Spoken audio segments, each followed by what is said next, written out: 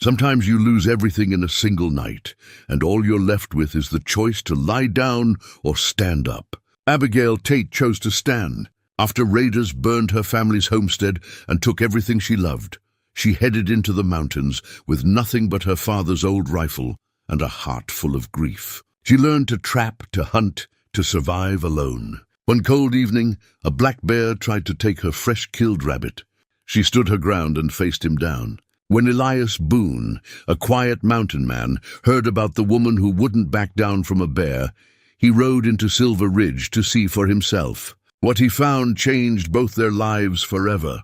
Could two lonely souls, who'd forgotten how to trust, ever find home in each other? Before we jump back in, tell us where you're tuning in from. And if this story touches you, make sure you're subscribed, because tomorrow I've saved something extra special for you. The Tate homestead had never been much to look at, but it had been home. Abigail remembered the way morning light would slant through the kitchen window, catching dust motes that danced like tiny stars. Her mother would hum while kneading bread, flour dusting her apron and her graying hair catching the sun just so. Her father would be outside already, tending the small herd of cattle they'd built up over 15 years of hard work and careful saving. Abby had been 23 that spring, old enough to know the value of what they'd built, young enough to believe it would last forever. She'd been courted twice by young men from Silver Ridge, but neither had stirred anything in her heart. Her mother had worried gently that Abby was too particular. Her father had just smiled and said the right man would come along when the time was right. The right man never came. Instead, the raiders did. It happened on a moonless night in late August. Abby had been in the barn checking on a cow ready to calve when she heard the first shouts. By the time she reached the house, flames were already climbing the walls. Her father stood in the doorway with his rifle, firing at shadows on horseback. Her mother's scream cut through the night, then stopped abruptly. Abby ran toward the house, but her father saw her. Even with smoke and chaos all around, he saw her. He shouted one word, "Run!" And then he was gone, swallowed by fire and smoke and the thunder of hooves. She ran. God help her, she ran. Into the dark hills, with nothing but the nightdress on her back and her father's Winchester that she'd grabbed from the barn. Behind her, the only home she'd ever known burned bright enough to turn night into day. When dawn came, she returned. The house was ash and blackened timber. The barn had collapsed. The cattle were gone, driven off or slaughtered. Her parents lay in the ruins, and Abby buried them with her bare hands in soil that still held warmth from the fire. She took 3 things from the ashes: her father's rifle, already in her possession, a tarnished silver locket from around her mother's neck containing tiny portraits of them both, and a resolve harder than the mountains themselves. Silver Ridge offered charity. The banker's wife brought a basket of food and offered Abby a room in their home. The Reverend spoke of God's mysterious ways and the church's willingness to help. Even Martha Hayes, who ran the general store and boarding house, offered work and a bed. Abby refused them all. She couldn't explain why, not in words that would make sense to people who'd never lost everything. But accepting charity felt like admitting defeat, like saying the raiders had won. So instead, she took to the mountains. The first weeks nearly killed her. She knew how to shoot.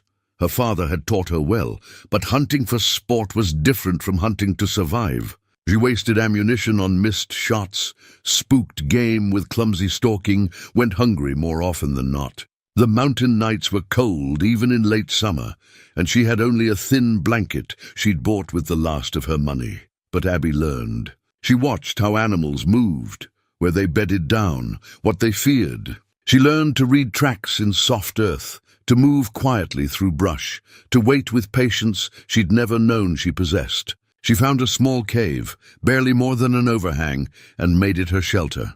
She lined it with pine boughs and kept a small fire going at the entrance. She caught her first rabbit in a snare on the 9th day, and she wept with relief as she skinned it. The meat was tough and gamey, but it was hers. She'd earned it with her own hands, her own will to survive. Word filtered back to Silver Ridge that Abigail Tate had gone wild in the mountains. Some folks clucked their tongues and said it was a shame that grief had addled her mind. Others whispered that she'd always been a strange girl, too independent, too unwilling to accept a woman's proper place. Martha Hayes said nothing, but she left bundles at the trailhead where mountain paths met the road into town. Salt, coffee, a warm coat as autumn approached. Abby found them and took them without comment, her pride bending just enough to accept help that came without conditions or pity. The bear came in October, when the first snow was threatening and every creature in the mountains was desperate to fatten up for winter. Abby had killed a rabbit, a fat one, and was field dressing it by a creek when she felt the hair on her neck rise. Some instinct older than thought made her turn. The black bear stood 30 feet away, massive and shaggy with his winter coat coming in. He was easily 400 pounds, and his eyes were fixed on the rabbit in her hands. Bears were usually shy of humans, but this one was hungry, and that made him bold. Abby's rifle leaned against a tree 10 feet to her left. The bear was between her and the gun. Her knife was in her hand, slick with rabbit blood, utterly inadequate against a creature that could break her spine with one swipe of his paw. She did the only thing she could think of. She stood up slowly, making herself as large as possible, and she looked that bear straight in his small, dark eyes. Her heart hammered so hard she could hear it in her ears, but she didn't run. Running would trigger his chase instinct, and she'd be dead before she made 20 yards. "This is mine," she said, her voice steady despite the terror coursing through her. "You'll have to kill me for it, and I promise you won't walk away whole." The bear huffed, a sound like steam from a kettle. He took a step forward. Abby took a step forward too, still holding the rabbit, her bloody knife raised. Everything in her screamed to run, but she planted her feet and stood her ground. They faced each other for what felt like hours, but was probably less than a minute. The bear huffed again, swung his massive head from side to side. Then, incredibly, he turned and lumbered away into the undergrowth. Abby's legs gave out. She sat down hard in the creek, cold water soaking through her worn trousers, and she laughed, a wild, breathless sound that was half sob. Her hands shook so badly she could barely hold the knife, but she'd kept her rabbit, and she'd kept her life. And somehow that felt like winning. The story made it to Silver Ridge within days, growing with each telling. Some said she'd wrestled the bear. Others claimed she'd stared it down with witchcraft. A few said she'd screamed so loud and fierce that she'd scared the beast away. The truth was simpler and somehow more powerful. She'd been too stubborn to back down. Too determined to survive, to give up what was hers. Elias Boone heard the story in Martha's general store, where he'd come down from his high country cabin to stock up before winter closed the passes. He'd been living alone in the mountains for 5 years, trapping and hunting, speaking to another human, maybe once every few months. He preferred it that way. People were complicated. The mountains were honest, but when he heard about the woman who'd faced down a bear over a meal, something stirred in his chest. A feeling he'd thought died with his wife and infant son 5 years back. Curiosity, maybe, or recognition. Here was someone who understood what he understood. That survival wasn't pretty or noble. It was simply refusing to quit. "Where can I find her?" he asked Martha. Martha looked at him with knowing eyes. "You planning to bother that poor girl?" "No, ma'am," Elias said quietly. "Just want to meet someone who lives the way I do." Martha studied him for a long moment, then nodded. "She comes into town every week or so for supplies. Proud as a cat and twice as wary. You want to meet her, you best be patient." So Elias waited. He took a room at Martha's boarding house, endured the curious stares of townspeople who rarely saw him down from the high country. And 3 days later, on a cool morning with frost on the ground, Abigail Tate walked into Silver Ridge. She was smaller than he'd expected, barely 5'4", but she moved like someone who'd forgotten how to be afraid. Her dark hair was pulled back in a simple braid. Her clothes were men's trousers and a wool shirt too large for her frame, and she carried her father's Winchester like it was part of her arm. Her face was sun-browned and dirt-streaked, but her eyes were clear and sharp. Elias watched from Martha's porch as the saloon keeper, a man named Porter, tried to offer Abby a plate of food. She refused with a curt shake of her head, her spine straight with pride, and Elias Boone, who hadn't felt drawn to another soul in 5 long years, felt something shift inside him. Here was someone who understood. Here was someone who'd looked loss in the face and chosen to keep walking. He stepped off the porch and started across the street toward her, his mind already forming the words that would change both their lives forever. Abby saw him coming before he reached her. Mountain men had a particular way of moving, economical, aware, like they carried the stillness of high places with them. This one was tall, maybe 6'2", with shoulders that spoke of years splitting wood and hauling game. His beard was neatly trimmed, his eyes a pale grey that seemed to see more than most folks. He stopped a respectful distance away, close enough to speak without shouting, far enough that she didn't feel crowded. That alone told her something about him. "Miss Tate," he said. His voice was quiet, rough from disuse, but steady. "Name's Elias Boone.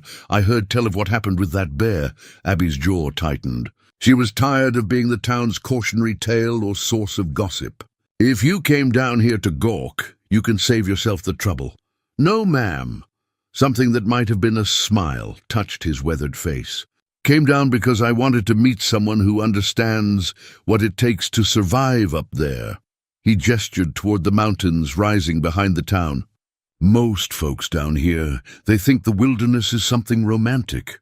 You and I know different." Abby studied him with the same careful attention she gave to animal tracks. His clothes were worn but well maintained. His boots were good leather, resoled more than once. The rifle slung across his back was a fine piece, clean and oiled.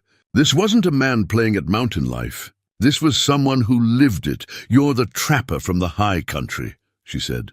It wasn't a question. She'd heard talk of Elias Boone, the man who lived alone above the tree line, who came down maybe 3 times a year and spoke to no one more than necessary. That's right. He reached into his coat and pulled out a simple wooden cup, hand-carved from a single piece of pine. He walked to the water trough, filled it from the pump and offered it to her. "You look thirsty." It was such a small gesture, but something about it caught Abby off guard. Not the offer of food she couldn't afford to accept, not charity wrapped in pity. Just water freely given, no strings attached. She took the cup and drank. The water was cold and clean, and she hadn't realized how parched she was. "Thank you," she said, handing it back. Elias nodded. "You faced a bear over a meal?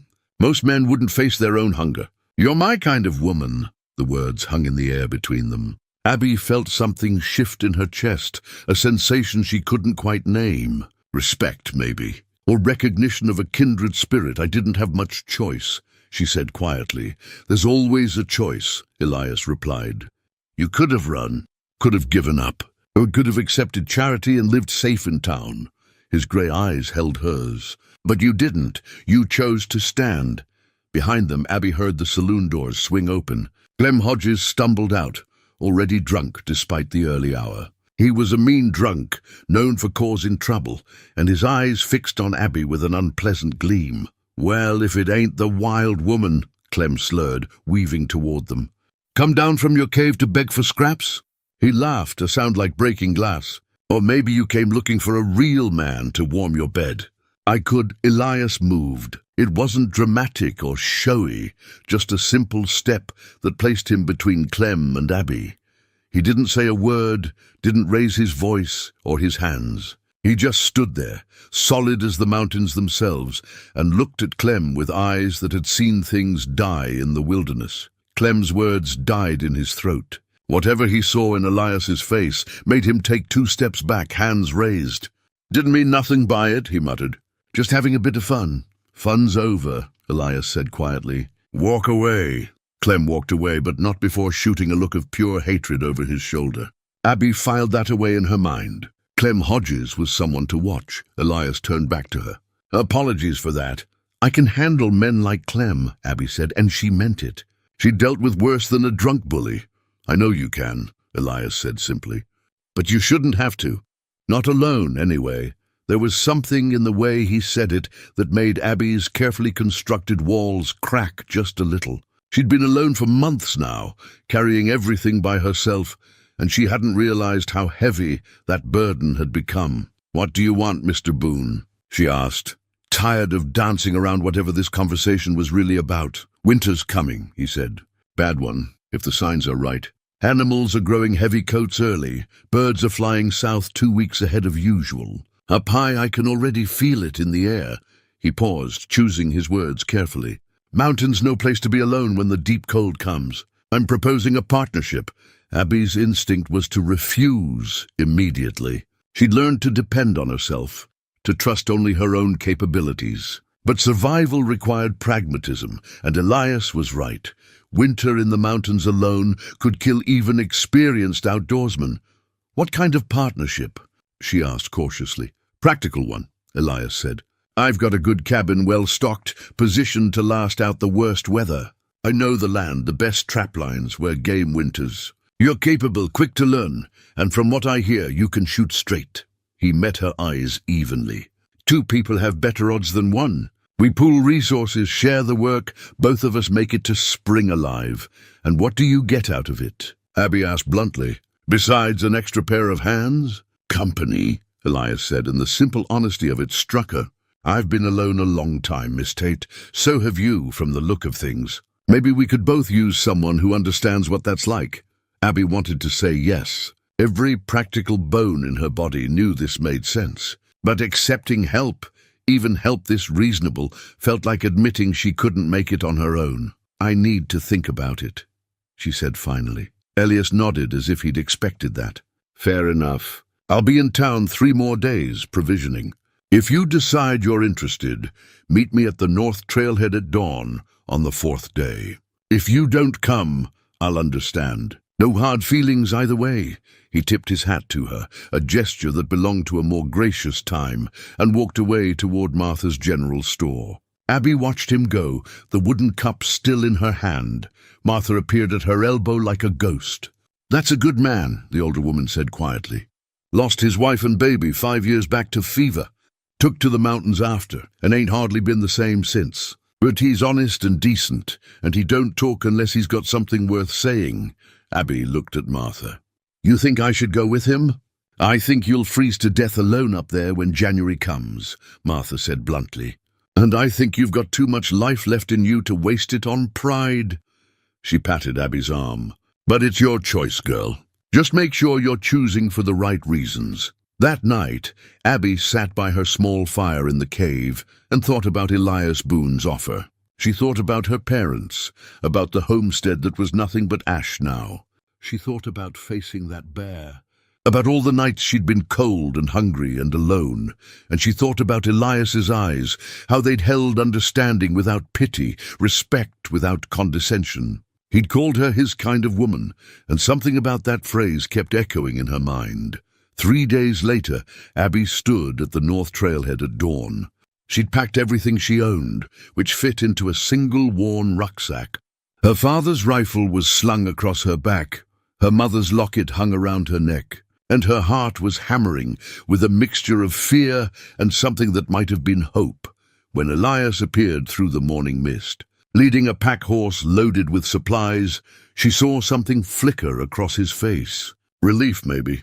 Or pleasure. "Ready?" he asked. Abby took a breath, then nodded. "Ready!"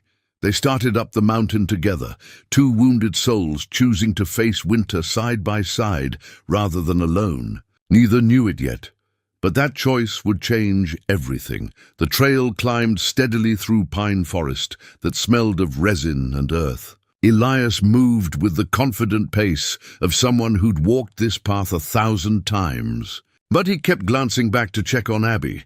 She appreciated that he didn't slow down for her, she could keep up just fine, but also that he was mindful of her presence. They didn't talk much during the climb. The silence between them wasn't awkward, just careful. 2 people learning each other's rhythms, measuring the space between them. It was nearly noon when they crested a ridge, and Abby got her first look at Elias's cabin. It sat in a small clearing surrounded by towering pines, positioned with its back to a rock face that would block the worst of the north wind. The structure was solidly built from hand-hewn logs, the chinking tight and well-maintained. A stone chimney rose from one end, and a small covered porch faced south to catch what winter sun there was. Nearby stood a sturdy shed for tools and storage, and beyond that, a lean-to shelter for the horse. You built this yourself? Abby asked. Mostly, Elias said, swinging down from his horse. Had some help with the heavy lifting 5 years back, but I've maintained it since. He didn't elaborate on who had helped, but Abby remembered what Martha had said about his wife and child. 5 years ago, before he'd lost them. Inside, the cabin was sparse but functional. One large room with a stone fireplace, a sturdy table with 2 chairs, a bed built into one corner, and shelves stocked with supplies. Dried herbs hung from the rafters. Furs lined the walls for extra insulation. Everything had its place, organized with the efficiency of someone who lived alone. There's a loft, Elias said, gesturing to a ladder leading up to a sleeping platform above. I built it for storage, but I can clear it out, make it comfortable for you. You'll have privacy. The fact that he'd thought of that without being asked said something about his character. Abby nodded her thanks. First things first, Elias said, pulling a leather-bound journal from a shelf. I want to show you my system. The journal was filled with sketches and notes, animal tracks, trap placements, weather patterns, game movement. Years of careful observation condensed into pages of practical knowledge. Elias's handwriting was small and precise, his drawing surprisingly detailed. I keep records of everything, he explained. Where the elk herd winters, when the creeks freeze, where the beaver build their dams. Mountains have patterns, same as anything else. Learn the patterns, and you can predict where to find game, where to set traps, when to hunker down and wait out storms. Abby leaned over the journal, studying a detailed map of the surrounding area. You've marked trap lines here, she said, tracing a route with her finger. But there's another set of tracks overlapping. These aren't yours. Elias looked at where she was pointing, then at her with new respect. You've got sharp eyes. Those are wolf tracks. Pack moved through about 2 weeks ago. I adjusted my line to avoid conflict. Smart, Abby said. Better to share the mountain than fight over it. Exactly. Elias closed the journal. Most folks come up here thinking they can dominate the wilderness. That's a quick way to die. Better to learn its ways, work with it rather than against it. They spent the afternoon organizing supplies and preparing for winter. Elias showed Abby where he kept everything. Ammunition in the dry box, preserved food in the cold cellar he dug into the hillside, medical supplies in a tin near the bed. He taught her his system for maintaining gear, checking trap lines, reading weather signs. Abby proved herself quickly. When Elias showed her a trap that needed repair, she spotted a flaw in the trigger mechanism he'd missed. When they walked the nearest trapline, she identified tracks from a fox that had been stealing bait. You learn all this from your father? Elias asked as they worked. Some, Abby said, resetting a snare with practiced hands. He taught me to shoot, to track, to respect the land. The rest I picked up these last months. Necessity is a thorough teacher. As the sun started to sink toward the mountains, painting the sky in shades of orange and gold, they returned to the cabin. Elias built up the fire, while Abby unpacked her few belongings. The warmth spread through the room, pushing back the evening chill. I'll cook tonight, Elias said. Tomorrow we can trade off. I'm decent with game meat and beans, but I won't claim to be anything special. He was better than decent. The venison stew he prepared was seasoned with wild herbs and root vegetables from his stores, hearty and warming. They ate in comfortable silence, the kind that came from both being people who'd grown accustomed to solitude. After dinner, they sat by the fire. The wood crackled and popped, sending up occasional sparks. Outside, an owl called, its voice lonely in the darkness.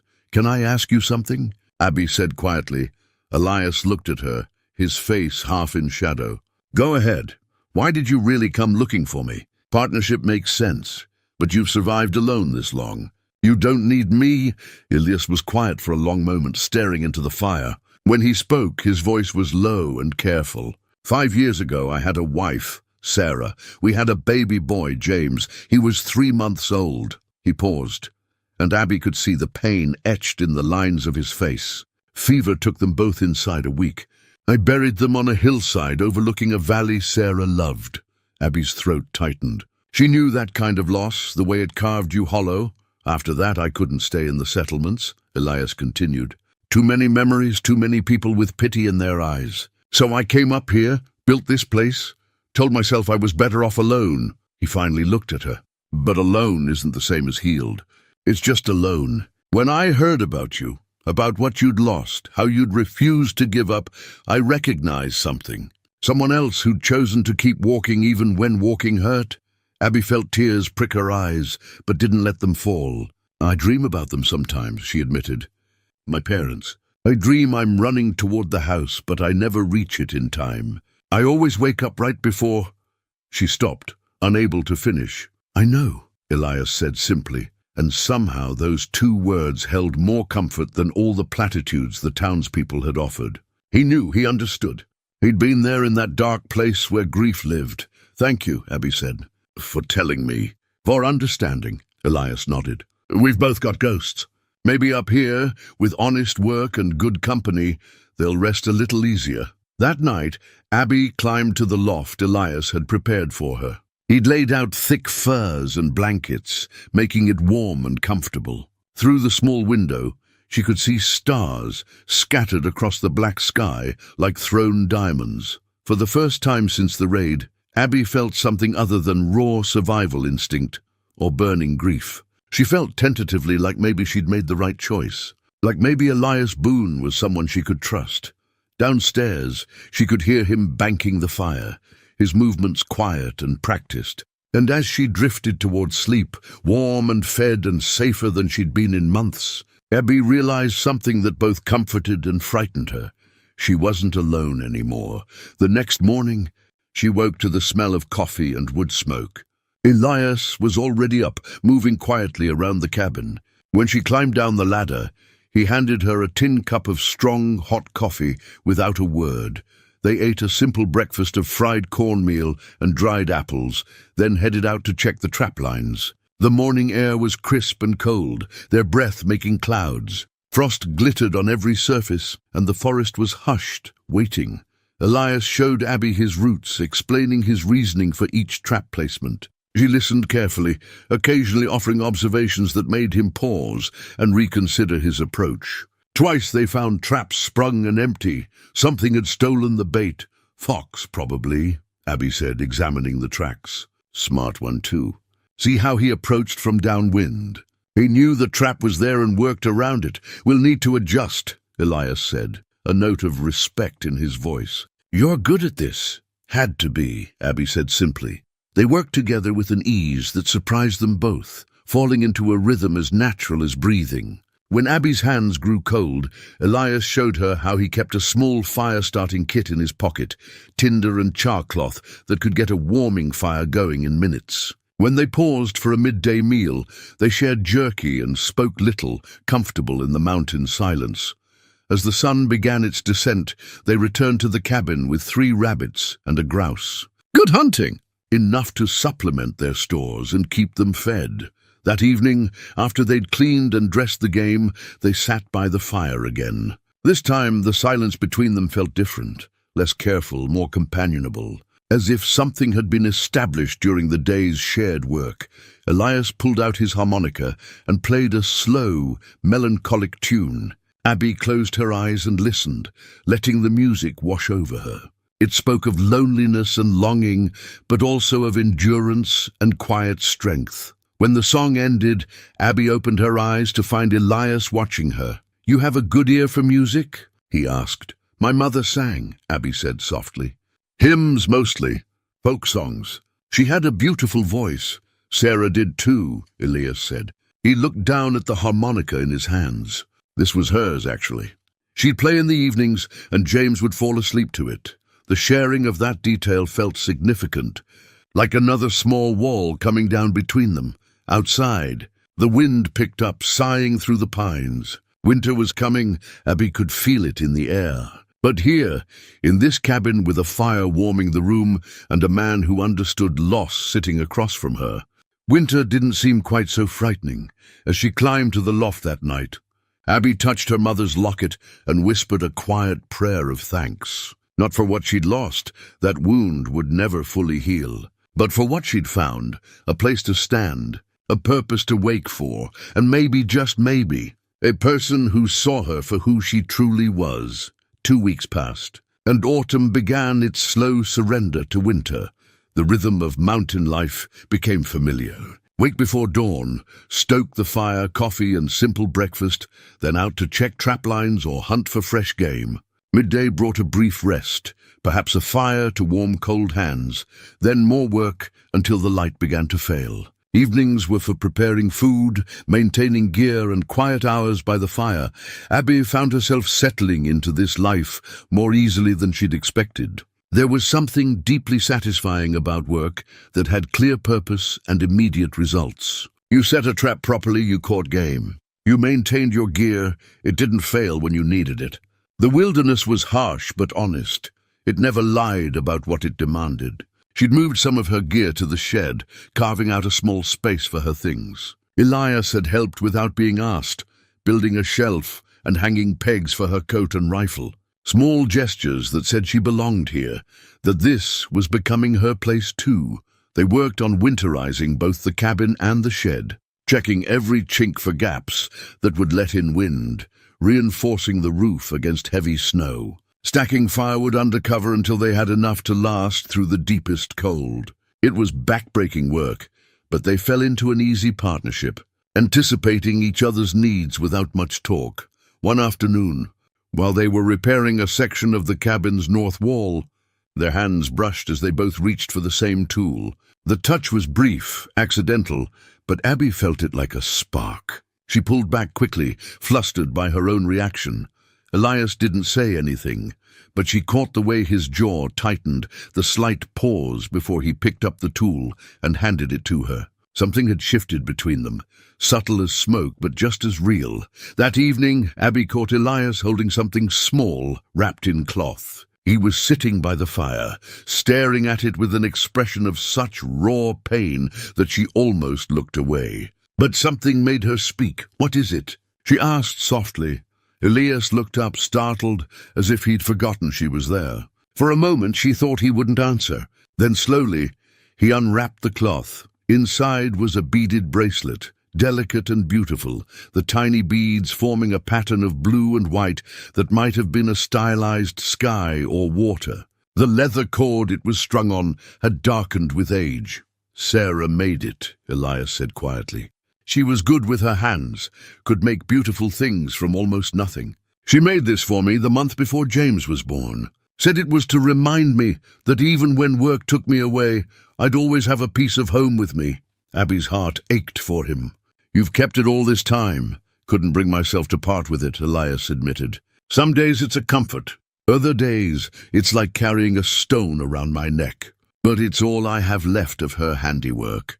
Everything else burned when I torched our old cabin. Couldn't stand to see it empty." "I understand," Abby said, and she did. She touched her mother's locket at her throat. "Some things you hold on to because letting go feels like losing them all over again." Elias met her eyes across the fire. In that moment, they saw each other completely. Two people carrying their dead with them, unable to fully lay them down, but also unable to keep living under that weight forever. "Tell me about them," Abby said. "Your family," and Elias did. He told her about Sarah, how they'd met at a church social, how she'd laughed at his awkwardness and asked him to dance anyway, how she'd been the one to propose marriage, bold and sure, because she knew he'd spend months working up the courage otherwise, how she'd loved morning light and couldn't carry a tune but sang anyway, how she'd held their son with such fierce tenderness as if her love alone could keep him safe from the world. She was brave, Elias said. Even when the fever had her, even when she knew she was dying, she kept trying to comfort me. Last thing she said was, "Don't stay alone too long." I promised her I wouldn't, but then... He stopped, his voice catching. "Then I did anyway. Easier to keep promises to the dead than to myself."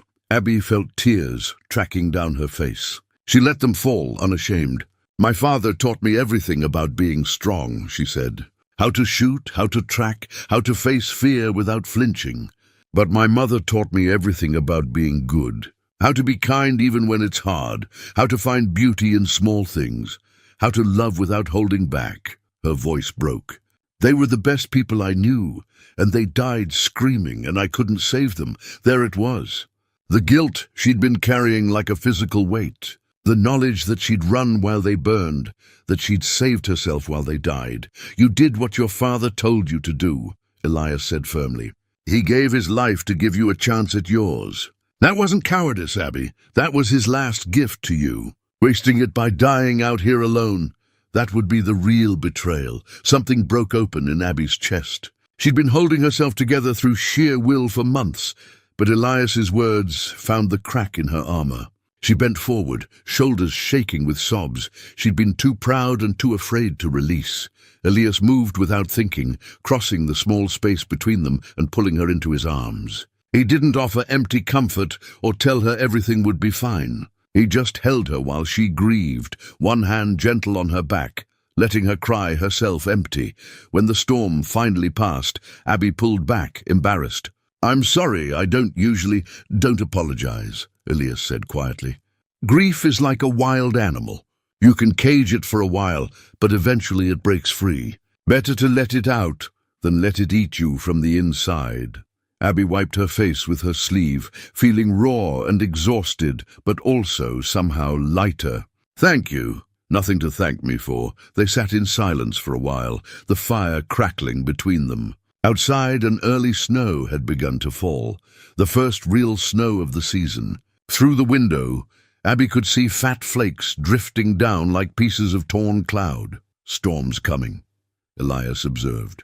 "We'll be snowed in for a few days, most likely." Being trapped in close quarters with Elias shouldn't have made Abby's heart beat faster, but it did. She was acutely aware of him now, the quiet strength in his presence, the way his grey eyes seemed to see straight through her defenses, the unexpected gentleness in his rough hands. "I'll manage," she said, trying for lightness. Elias smiled, a rare expression that transformed his weathered face. "I suspect you will." The snow fell steadily through the night and into the next day. By morning, drift stood 2 feet high against the cabin walls, and the world beyond the windows was white and hushed. They were effectively isolated. No leaving, no checking trap lines, nothing to do but wait it out.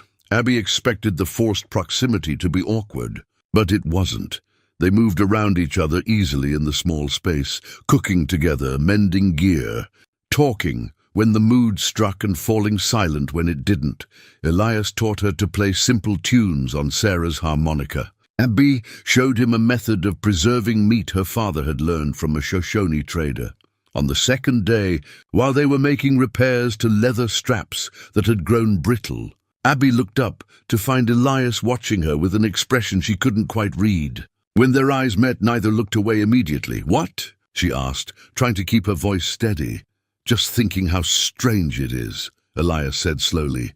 "Having someone here. Good strange, I mean. This cabin's been quiet too long." "I was thinking the same thing," Abby admitted. "About being alone.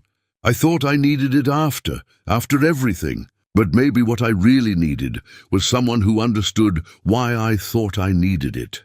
The air between them felt charged, heavy, with things unsaid. Elias set down the leather he'd been working on and leaned forward slightly. "Abby," he said quietly. She knew what was coming, felt it in the tension singing through her body. Part of her wanted to flee to the loft, to safety, to the familiar loneliness that didn't demand anything of her heart.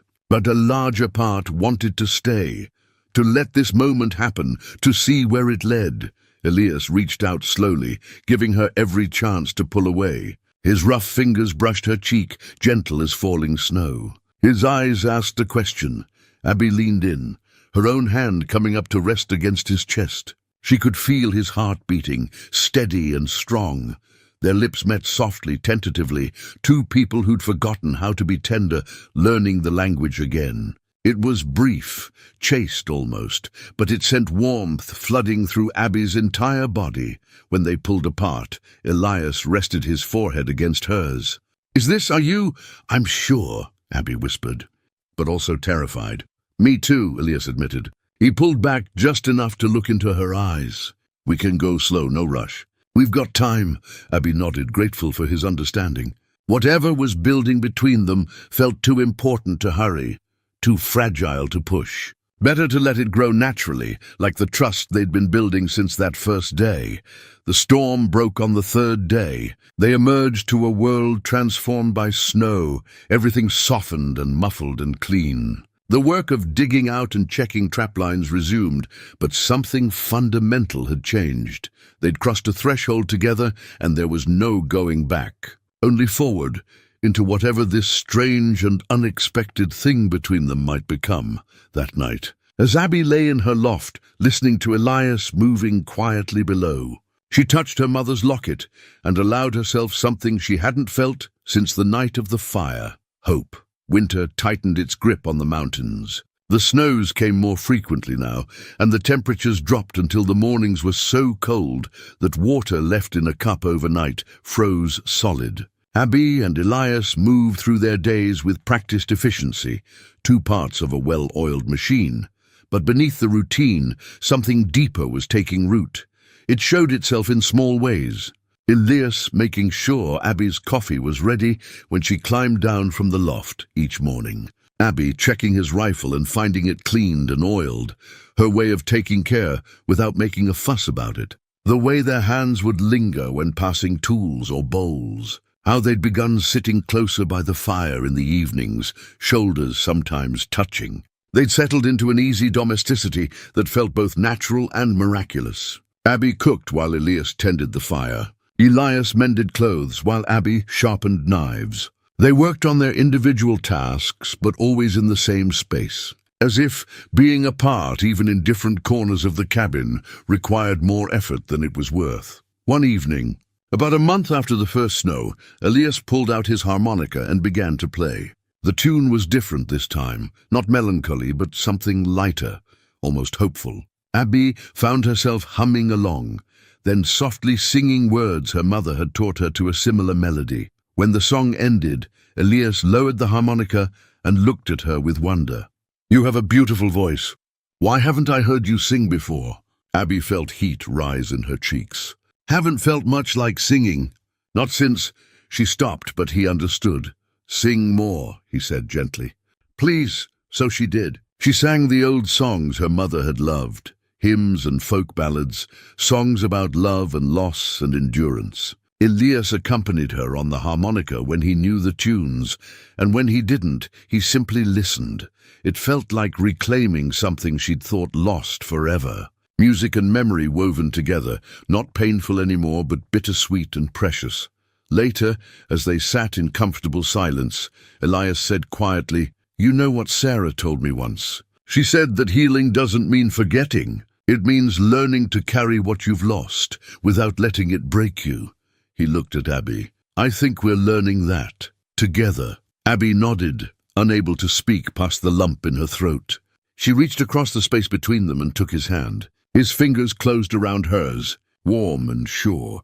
They sat like that until the fire burned low, just holding hands, neither needing words to express what they were feeling. But the peace couldn't last forever. It was early December when they first noticed signs of trouble.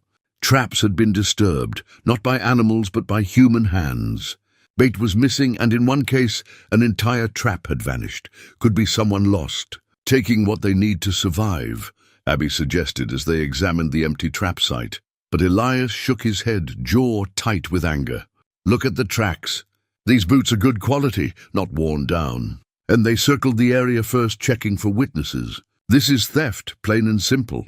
They found more evidence over the following days. A cache of dried meat they'd hidden was ransacked. Tracks led toward their cabin, then veered off as if the intruder had thought better of approaching directly. "We need to be careful," Elias said one night. "Whoever this is, they know we're here, and they're not shy about taking what's ours." Abby thought of Clem Hodges and his hateful glare. Could it be someone from Silver Ridge? Maybe. Elias loaded his rifle with methodical care. But that's a long way to come just to cause trouble. Has to be someone wintering nearby, or someone desperate enough that distance doesn't matter. They started taking turns on watch at night. It disrupted their routine and put both of them on edge. The easy peace of the cabin was replaced by tension and vigilance. 3 nights later, Abby woke to the sound of something moving outside.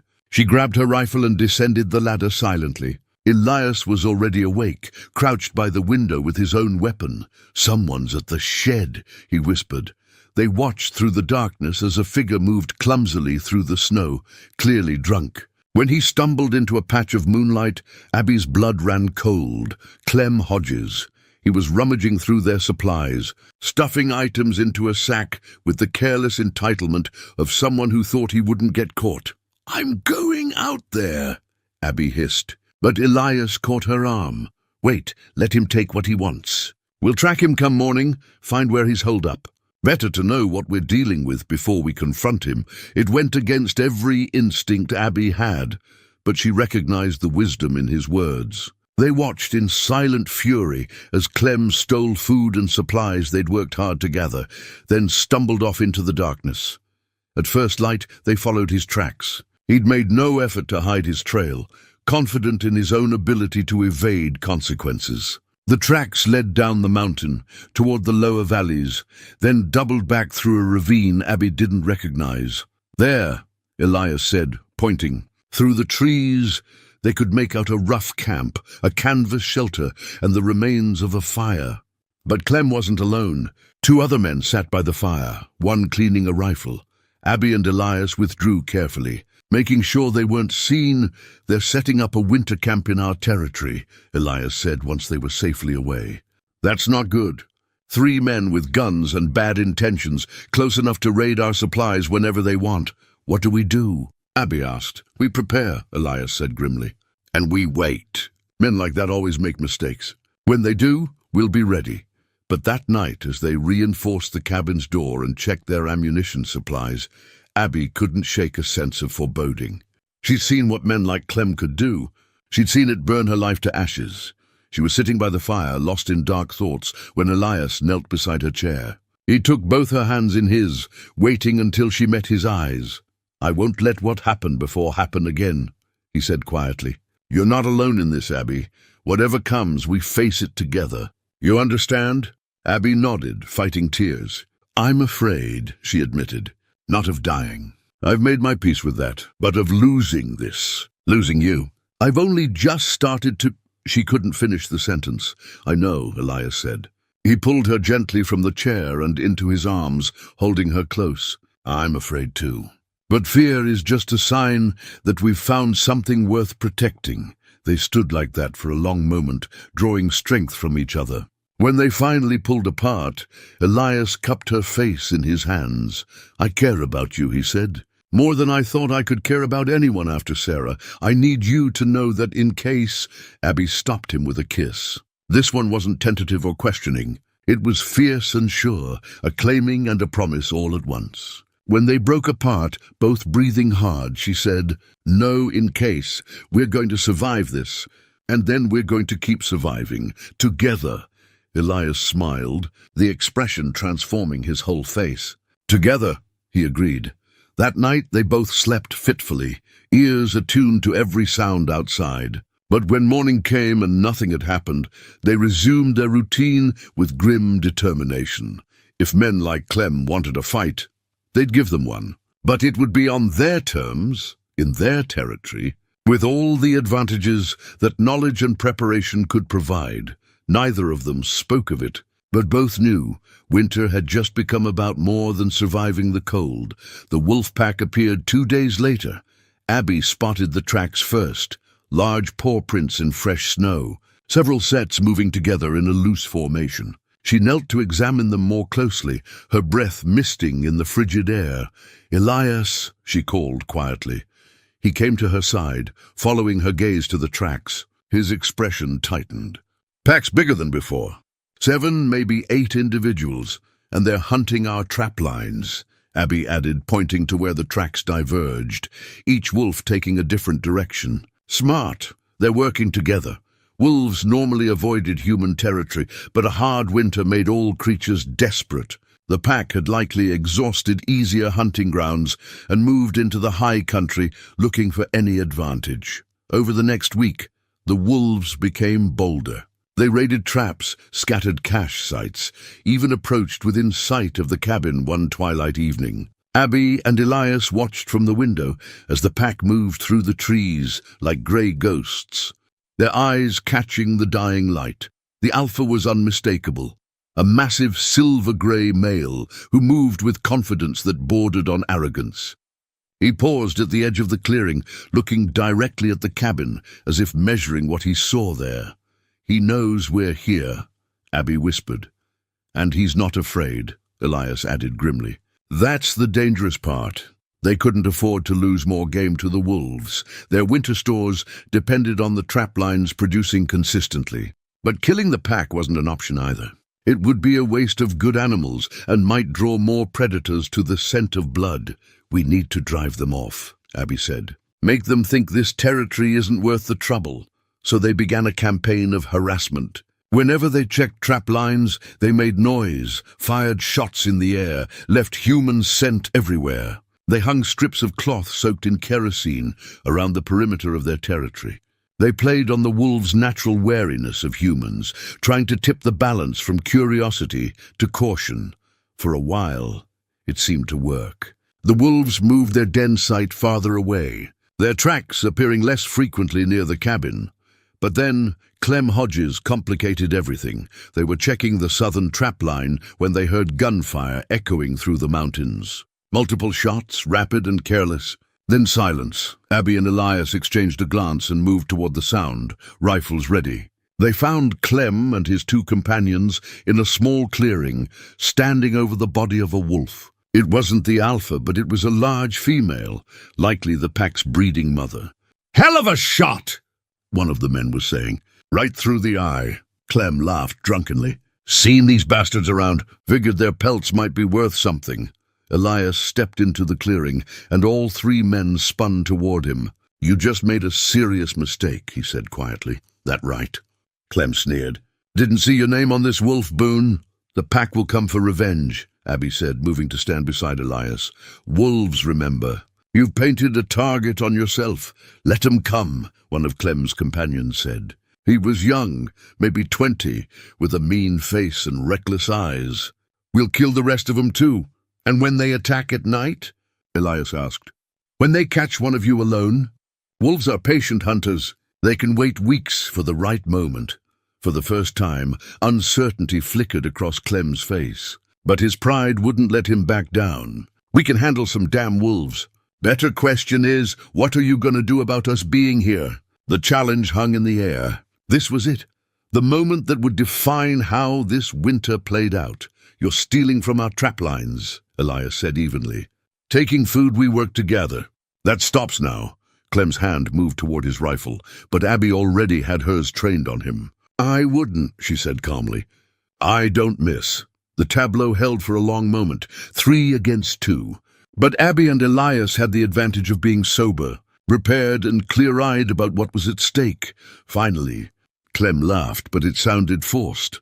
"Relax, we're just having some fun. Plenty of game for everyone, right?" "There would be if you hadn't just killed the wolves' breeding female," Elias said. "Now the pack will be dangerous to everything in this territory, including you." He turned and walked away, trusting Abby to cover their retreat. She backed up slowly, rifle still trained on the 3 men, then followed Elias into the trees. They heard Clem cursing behind them, but no shots were fired. Still, the confrontation had crossed a line. There would be consequences. "They're fools," Abby said once they were safely away. "Worse than fools," Elias replied. "They're desperate. That makes them unpredictable." That night they heard the wolves howling. The sound was mournful, full of grief and rage, the pack mourning their lost member. It raised the hair on Abby's neck. "They'll hunt Clem and his men," she said. "Maybe," Elias agreed. "And maybe anyone else they encounter." Wolves don't distinguish between humans when they're angry. As if to prove his point, they found tracks around the cabin the next morning. The entire pack had circled the clearing during the night, closer than they'd ever come before. A clear message. The truce was over. That evening, Elias was teaching Abby a complicated knot for securing game. When she looked up and caught him watching her with an expression of such open affection, that it made her breath catch. "What?" she asked, her fingers stilling on the rope. "Nothing," Elias said, but he was smiling. "Just thinking how different this winter is from the last 4. Having someone to talk to share meals with, to—" He paused, choosing his words carefully. "To care about." I'd forgotten what that felt like. Abby set down the rope and moved closer to him. They were sitting on the floor by the fire, and the firelight painted warm shadows across his weathered face. "I haven't forgotten," she said quietly. "But I'd given up on ever feeling it again." Elias reached out and tucked a strand of hair behind her ear, his touch gentle. "Abby Tate, you're the most remarkable woman I've ever known. Brave and strong and kind, even after everything that's tried to break you." "I'm not that remarkable," Abby protested, but Elias shook his head. "You faced down a bear for your supper. You survived alone in these mountains when most men would have died. And you opened your heart to trust again when every reason said you shouldn't." His grey eyes held hers. "That's not just remarkable. That's extraordinary." Abby felt tears prick her eyes. No one had ever seen her quite so clearly before. "You make me want to be brave," she admitted. "You make me want to keep choosing to stand up, even when it would be easier to just—" She didn't finish, but Elias understood. He pulled her close, wrapping his arms around her.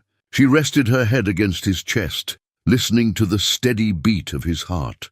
"We're going to be all right," he murmured into her hair. "Whatever comes, wolves, weather, thieves, we're going to face it and we're going to survive. Promise?" Abby whispered. "Promise." They sat like that for a long time, holding each other in the firelight, while outside the wolves howled their grief to an indifferent moon. Neither of them saw the figure watching from the tree line, but if they had, they would have recognized the tarnished badge on his coat, Sheriff Tom Brennan, who'd come looking for the men he'd sent to cause trouble, and who now knew exactly where to find 2 people who'd become inconvenient to his plans.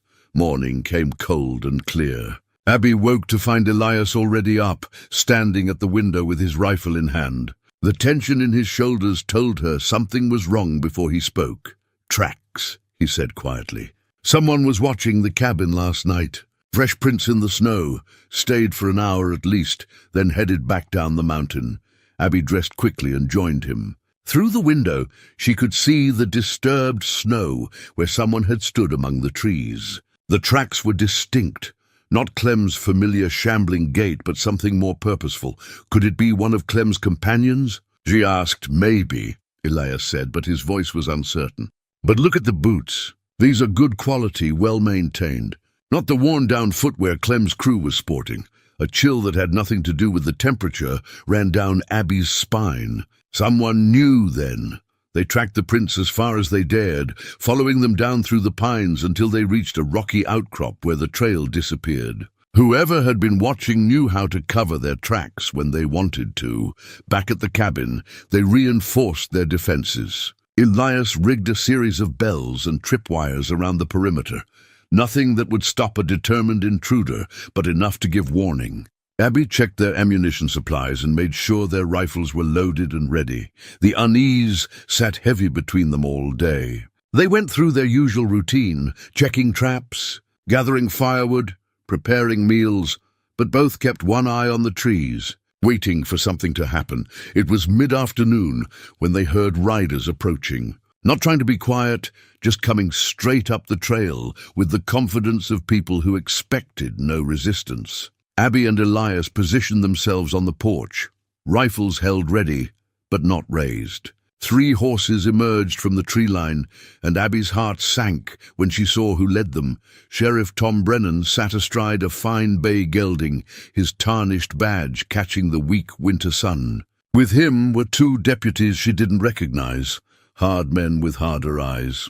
They reined in at the edge of the clearing, and Brennan's gaze swept over the cabin with the assessing look of someone cataloging weaknesses. "Mr. Boone," Brennan said, his voice carrying false friendliness. "Miss Tate, didn't expect to find you 2 keeping company up here." "Sheriff," Elias acknowledged, his tone neutral. "Long way to come in winter. Must be important. Got a report that some men went missing in these mountains," Brennan said. 3 fellows from Silver Ridge who came up to do some trapping. You wouldn't happen to have seen them?" "We've seen them," Abby said coldly. Clem Hodges and 2 others. They've been stealing from our trap lines. Brennan's expression hardened slightly. That's a serious accusation, Miss Tate. You have proof? Tracks, stolen goods, and our own eyes, Elias said. They've got a camp about 3 miles south of here, in the ravine near Twin Pines. If they're missing, that's where you should start looking. The sheriff exchanged glances with his deputies. Something in that look made Abby's instincts scream danger. These men hadn't come looking for Clem. They'd come for something else entirely. Appreciate the information, Brennan said. But instead of turning his horse, he dismounted. His deputies did the same. Mind if we warm up inside? It's a cold ride. Actually, we do mind, Abby said, her hand tightening on her rifle. You're welcome to the fire pit out here, but the cabin's private. Brennan's false friendliness evaporated. Now, Miss Tate, that's not very neighborly. Here I am, doing my duty, checking on citizens in my jurisdiction, and you're refusing basic hospitality. Your jurisdiction ends at the Silver Ridge town limits, Elias said quietly. Up here we govern ourselves, and we're telling you to state your business or move on. For a long moment, the 2 groups stared at each other, deadlock. Then Brennan smiled, but there was nothing warm in it. Fine, I'll be direct. You're squatting on valuable land up here, Boone. Land that rightfully belongs to various claims that have been, shall we say, vacated. Vacated, Abby repeated, her voice sharp. Like my family's homestead was vacated? After raiders burned it to the ground. Brennan's eyes narrowed. Careful, girl. You're treading on dangerous ground, and you're admitting to crimes, Elias cut in. What is this really about, Sheriff? Brennan dropped all pretense. It's about you 2 being in the way. There's silver in these mountains, more than you can imagine. Men with money and vision want to extract it. But they can't do that with homesteaders and squatters claiming the land. He gestured casually toward Abby. Your family's place, for instance. Sitting on one of the richest veins in the territory. Shame about that fire. The admission hit Abby like a physical blow. She'd suspected, but hearing it confirmed, that her parents had been murdered for what lay beneath their land, made rage bloom hot and fierce in her chest. You orchestrated it, she said, her voice shaking. The raids, the killings, all of it. You're not a lawman, you're a murderer. I'm a businessman, Brennan corrected. And right now, business requires you 2 to pack up and leave this mountain. Today. And if we refuse? Elias asked, though they all knew the answer. Brennan's hand moved to his gun. Then this becomes a tragic situation. 2 isolated homesteaders, caught in a harsh winter, found frozen come spring. Happens all the time up here. You'd murder us in cold blood? Abby asked. I'd resolve a problem, Brennan said. Just like I resolved the problem of your parents.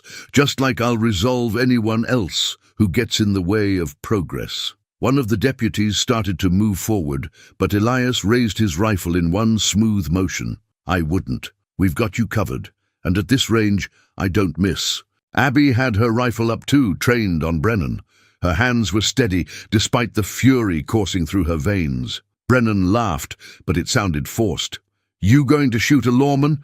That's a hanging offense. So is murder, Elias said. And you just confessed to orchestrating raids that killed innocent families. I'd say we'd be well within our rights to defend ourselves. The standoff held, tension thick enough to choke on. Then Brennan held up his hands in mock surrender. All right, no need for anyone to do something stupid. He backed toward his horse. But you listen to me, both of you. This mountain ain't big enough for you to hide in. Come spring, when the snows melt, there'll be a reckoning, and next time I come, I won't bother with conversation. He mounted up, his deputies following suit. But before he rode off, he looked directly at Abby. Found your father's watch, by the way. Clem's been wearing it. Thought you'd want to know. It was deliberate cruelty, designed to hurt, and it worked. Abby felt tears burn her eyes, even as her finger tightened on the trigger. Elias's hand came down gently on her shoulder. Not now, he murmured. Not like this. Brennan wheeled his horse and rode off, his deputies following.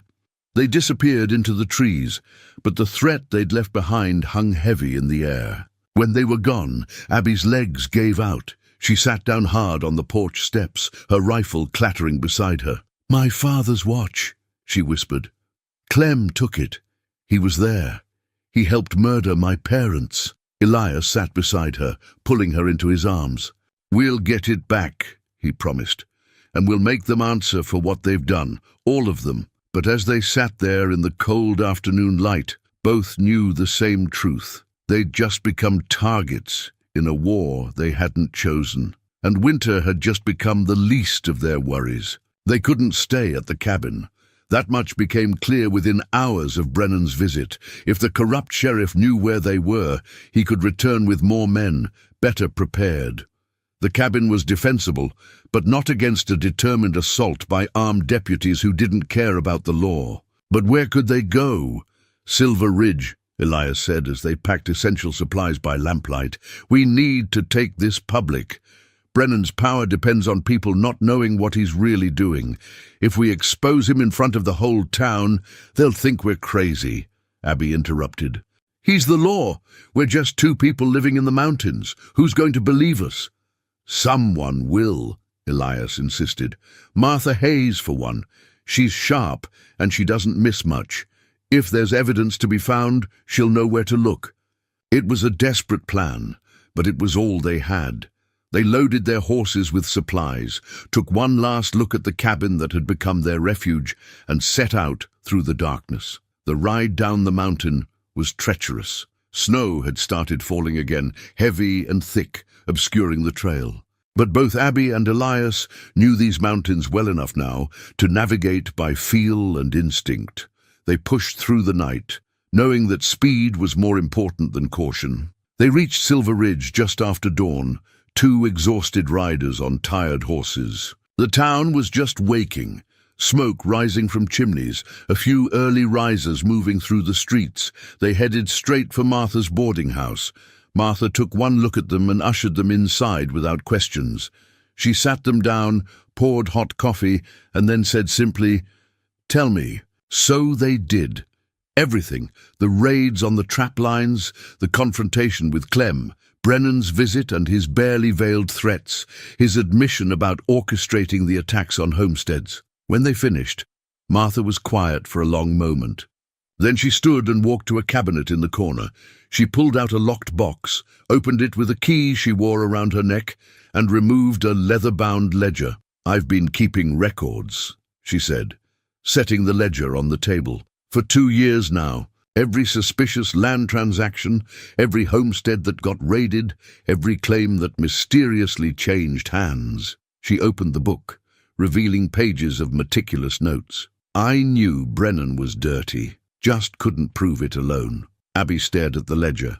Page after page of evidence, dates, names, amounts of money exchanged. "This is enough to hang him," Martha finished, "if we can get it to the territorial marshal. Problem is, Brennan controls all the communication lines out of Silver Ridge. Any telegram we send, he'll know about it." "Then we don't send a telegram," Elias said. "We ride to the territorial capital ourselves." "That's 2 weeks' travel in good weather," Martha pointed out. "In winter, through mountain passes, could take a month if you make it at all." "Do we have a choice?" Abby asked. The three of them sat in silence, considering their options. Outside, the town was coming fully awake. Through the window, Abby could see people going about their morning routines, the baker opening his shop, children heading to school, life continuing as if nothing was wrong. How many of them knew what Brennan was doing, how many were complicit, and how many were just afraid? "There might be another way," Martha said slowly. "There are other families, ones who lost their homesteads, who know what Brennan did, but were too scared to speak up. If we could gather them, present a united front, they'd be targets too," Elias said. "They're already targets," Martha countered. "They just don't know it yet.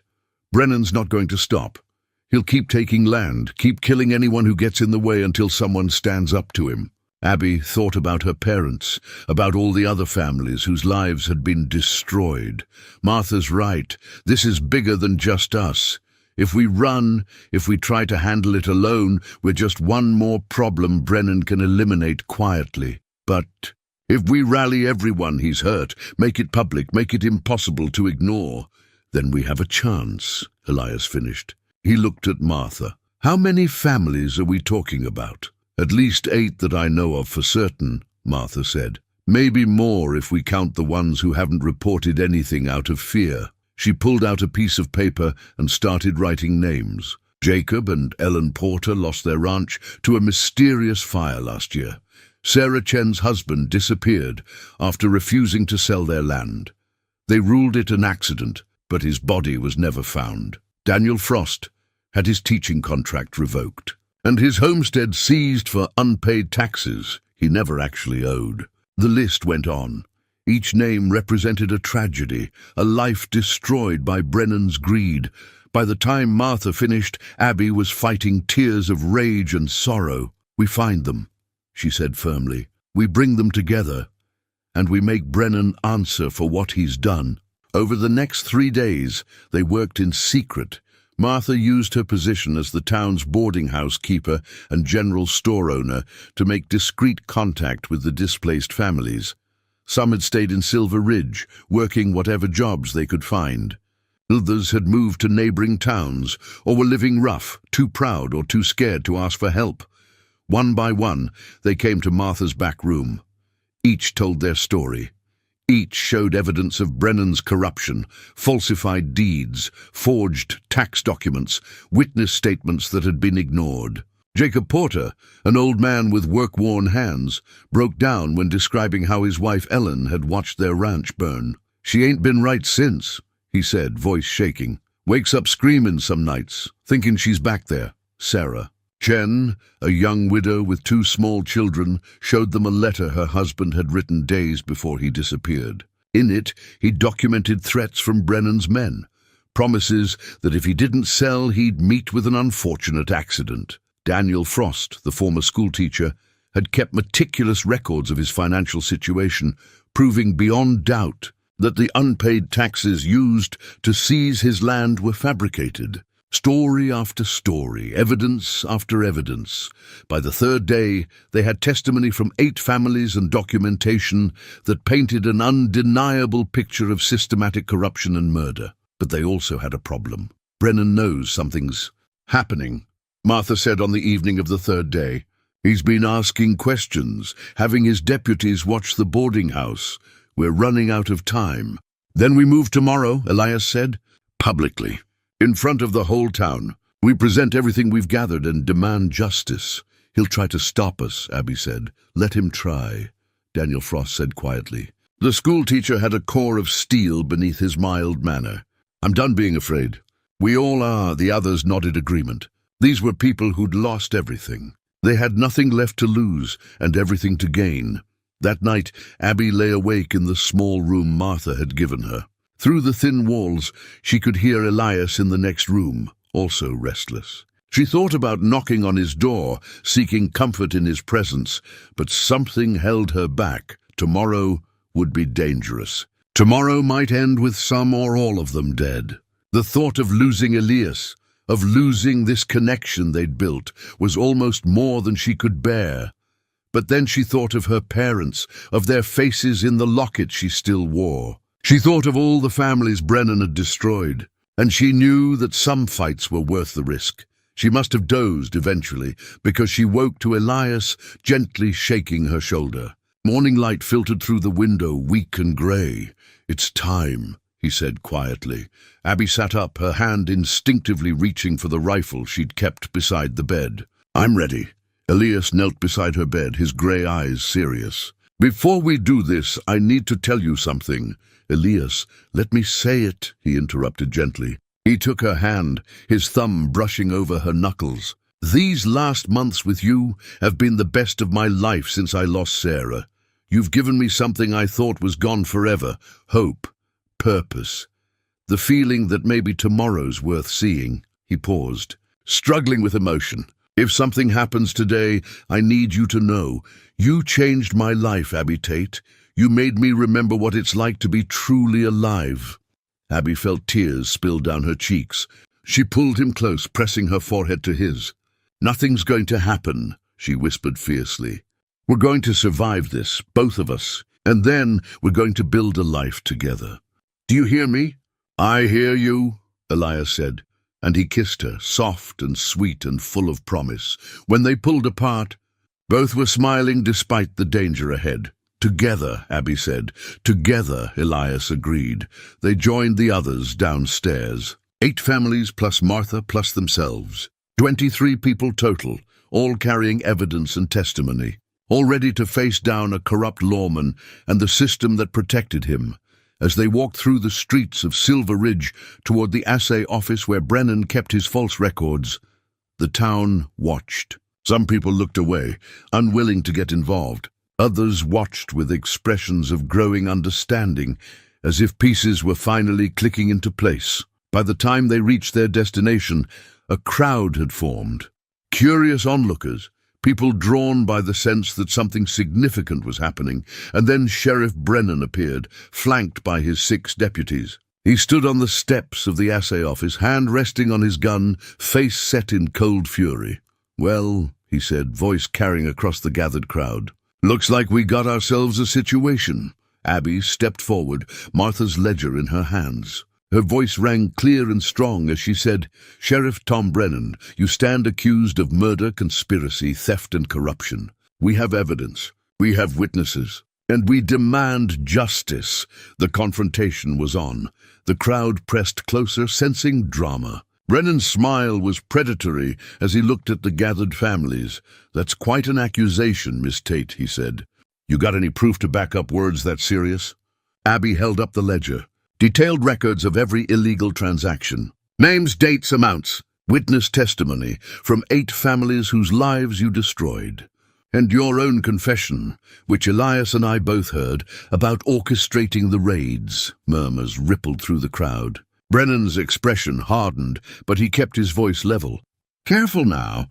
That sounds like conspiracy talk. The ravings of a troubled woman who lost her family and can't accept it was just bad luck." Bad luck. Jacob Porter stepped forward, his weathered face set in lines of fury. "Bad luck that my ranch burned the week after I refused to sell? Bad luck that the same men who threatened me were seen riding away from the flames? Bad luck that my husband disappeared after documenting your threats?" Sarah Chen added, her voice shaking but determined, "that his body was never found, but you immediately seized our land." One by one, the other families spoke up, their voices growing stronger as they found courage in each other. The crowd's murmurs grew louder. Doubt was spreading. Brennan held up his hands.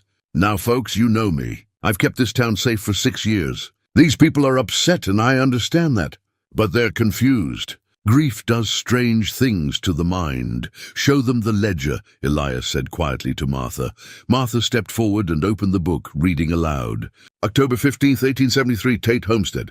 Payment received, $3,000 from Consolidated Mining. Raid executed November 2nd. Land claim filed November 4th, under name Thomas Brennan." She looked up. "That's you, Sheriff. And it's one entry of dozens." The crowd was silent now, hanging on every word. Faces showed shock, anger, disgust. Brennan's hand moved toward his gun. "That's a forgery. Everyone knows Martha's been touched in the head. The bank records match," Martha interrupted calmly. "I checked. "Every deposit, every transaction. It's all documented in the Silver Ridge National Bank, which you don't control. Anyone can verify it." Brennan's mask slipped. For a moment, pure rage showed on his face.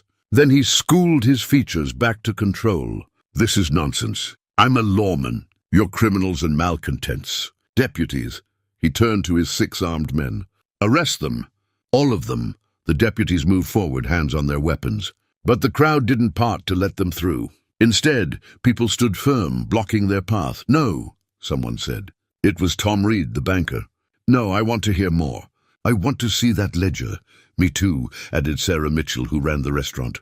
"My cousin lost her homestead 2 years back.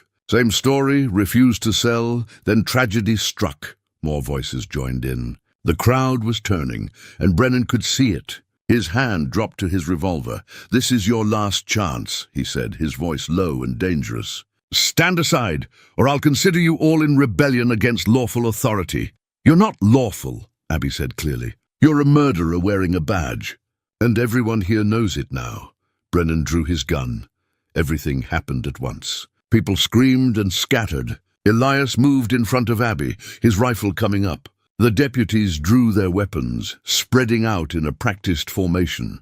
For a heartbeat, violence seemed inevitable. A bloodbath in the streets of Silver Ridge. Then a voice rang out. Calm and authoritative, Sheriff Brennan put the weapon down. Everyone froze. Riding into the square from the North Road came 4 men on horseback. A tall man in a long coat with a star pinned to his chest, flanked by 3 deputies wearing territorial marshal badges. Marshal Cole Harrison had arrived. Brennan's face went white. "Marshal, this is a local matter. I have it under control."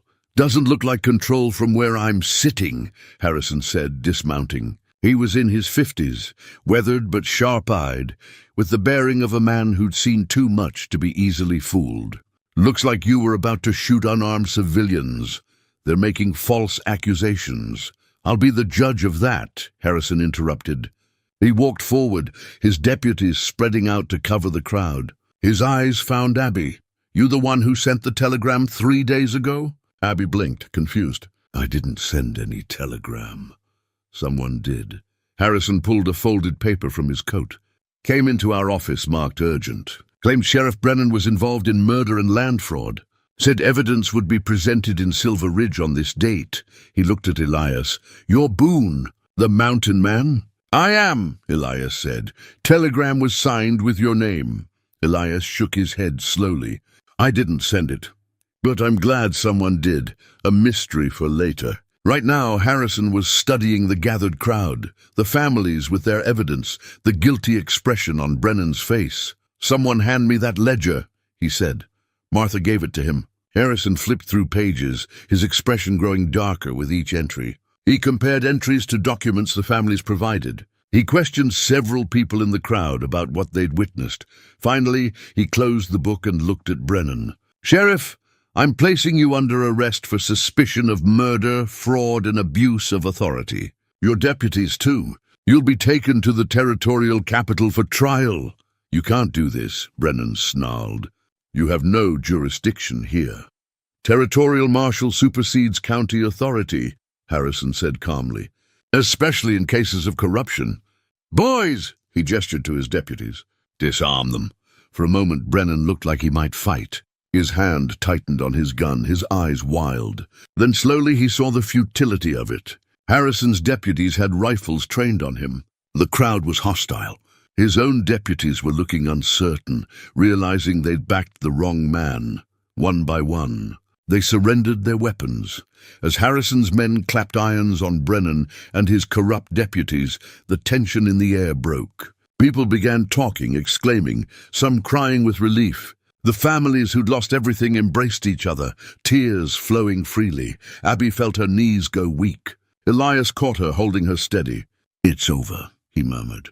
"It's really over." "Not quite," Harrison said, approaching them. "I'll need detailed statements from everyone. And someone needs to explain how a telegram got sent without anyone here knowing about it." But before they could respond, there was a commotion at the edge of the crowd. Someone was pushing through, shouting. Abby turned and saw Clem Hodges, wild-eyed and bloody, stumbling into the square. "Wolves!" he gasped. "The wolves! They killed my men, both of them, tore them apart. I barely—" He collapsed and people rushed to help him.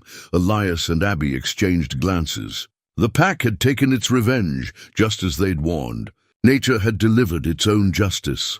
As the crowd dealt with Clem, Abby felt something hard pressing against her leg. She reached into her coat pocket and pulled out a pocket watch, her father's watch. She had no memory of putting it there, but there it was, ticking steadily.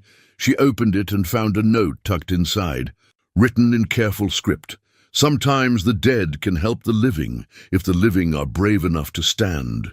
The telegram was sent. "Justice will come. Tell no one. Signed, a friend." Abby showed the note to Elias, who read it with wonder. They looked at each other, then around the square. But whoever their mysterious benefactor was, they'd vanished into the crowd or never been there at all. "A ghost," Abby whispered. "Or an angel," Elias said. "Does it matter?" She supposed it didn't. What mattered was that justice had come. Her parents' killers would face trial. The families Brennan had destroyed would get their land back, and she and Elias had survived to see it. Marshal Harrison spent the next hour taking statements and gathering evidence. The ledger, combined with the witness testimony and bank records, painted an undeniable picture of systematic corruption. Brennan would hang, and his deputies would face long prison sentences. As the sun began to set, casting long shadows across Silver Ridge, Harrison pulled Abby and Elias aside. "You two did something brave today. Dangerous, but brave. This territory needs people like you." "We just wanted justice," Abby said simply. "Well, you got it." Harrison tipped his hat to them. "I'll be in touch. We'll need you both to testify at the trial. But for now, you're free to go. And Miss Tate," he paused, "I reviewed the claims on your family's land. They're all fraudulent. As far as the territory is concerned, that homestead is still yours." Abby felt tears spring to her eyes. "Thank you," she whispered. After Harrison and his prisoners had left, the families gathered at Martha's boarding house for a meal. It was a celebration, but also a wake, honoring what had been lost, while looking forward to what might be rebuilt. Late in the evening, Abby and Elias slipped away. They walked through the quiet streets of Silver Ridge, hand in hand, neither speaking but both feeling the same thing: relief, exhaustion, and hope. "What now?" Abby finally asked. Elias stopped walking and turned to face her. "Now we go home. Back to the cabin for what's left of winter. And then, when spring comes..." He reached into his pocket and pulled out the beaded bracelet his wife had made, the one he'd shown Abby months ago. "Then we go to your family's land, and we rebuild. Together." He held out the bracelet. "Sarah told me not to stay alone too long. She'd want me to give this to someone who understood what it meant to lose everything and choose to keep living anyway. Someone brave and strong and kind. Someone like you." Abby took the bracelet with shaking hands. She understood what he was offering, not just the bracelet, but his heart, his future. A promise to build something new on the foundation of their shared grief. "Are you asking me?" she began. "I'm asking if you'll have me," Elias said simply. "If you'll let me stand beside you while we build a life. Not to replace what we lost, but to honor it by refusing to let it define us forever." Abby slipped the bracelet onto her wrist. Then she stood on her toes and kissed him, pouring everything she felt into that moment: gratitude, love, hope, determination. When they pulled apart, she said, "Yes to all of it, yes." They stood together under the stars. Two wounded souls who'd found each other in the wilderness and chosen to keep choosing each other. No matter what came next, tomorrow they'd ride back to the mountains. But tonight they simply held each other and felt the weight of justice finally served. Spring came slowly to the mountains that year, fighting winter for every inch of ground. But gradually the snow began to melt. Water ran in rivulets down rocky slopes. The first green shoots pushed through thawing earth. Birds returned from their southern migrations, filling the air with song. Abby and Elias had spent the remainder of winter at the cabin, but they'd spent that time preparing, planning, drawing sketches of the new homestead they'd build, talking late into the night about what they wanted their life together to look like. Marshal Harrison had sent word in late February. The trial was set for May. But the outcome was never in doubt. The evidence was overwhelming. Brennan and 4 of his deputies had been convicted of murder and sentenced to hang. The other 2 had been given life sentences in exchange for testimony. More importantly, the territorial government had begun investigating similar corruption in other counties. The case in Silver Ridge had exposed a network of fraud and violence throughout the region. Dozens of families were having their land claims restored. It was the first warm day of April when Abby and Elias rode down to what had been the Tate homestead. 3 months had passed since the confrontation in Silver Ridge, and the land had begun to heal. New grass was greening. Wildflowers were starting to bloom. The burned timbers of the old house and barn had weathered, becoming part of the landscape rather than an open wound. Abby dismounted and walked the perimeter of the property. Her parents were buried on a small rise, overlooking what had been her mother's garden. She'd placed simple wooden markers there, carved with their names and dates. "Hello, Ma," she said softly, kneeling at the graves. "Hello, Pa. I brought someone to meet you." Elias stood a respectful distance away, hat in his hands. Abby beckoned him closer. "This is Elias Boone," she told her parents' graves. "He's a good man, strong and kind and decent. I think you would have liked him, Pa. And Ma, you would have approved of how he treats me with respect and tenderness both." She touched her mother's marker. "I'm going to rebuild here. We both are. We're going to make this place whole again." Elias knelt beside her and added his own words. "Mr. and Mrs. Tate, I promise you I'll do right by your daughter. I'll protect her, support her, and love her for as long as I draw breath. And I'll help her honor your memory by making this land flourish again." They stayed for a while in silence, paying respects. Then they walked back down the hill and began the work of rebuilding. Word had spread through Silver Ridge about their plans. On the third day, wagons started arriving. Jacob and Ellen Porter brought lumber they'd been saving. Sarah Chen brought her 2 children and her late husband's tools. Daniel Frost brought his organizational skills and a willingness to work. Martha Hayes brought food and supplies, refusing payment. By the end of the week, 15 families had come to help. Some were those who'd stood with them against Brennan. Others were simply neighbors who believed in the old frontier tradition of barn raising, that when someone needed help rebuilding, you showed up with your hands ready to work. They started with the foundation, laying stones carefully, building something meant to last. Elias's experience as a builder showed in every measurement, every decision about placement and structure. Abby's determination drove them forward, even when the work was backbreaking and progress felt slow. The cabin began to take shape, larger than the original Tate house, but positioned on the same spot. It would have 2 rooms on the first floor and a sleeping loft above. A proper stone fireplace and chimney.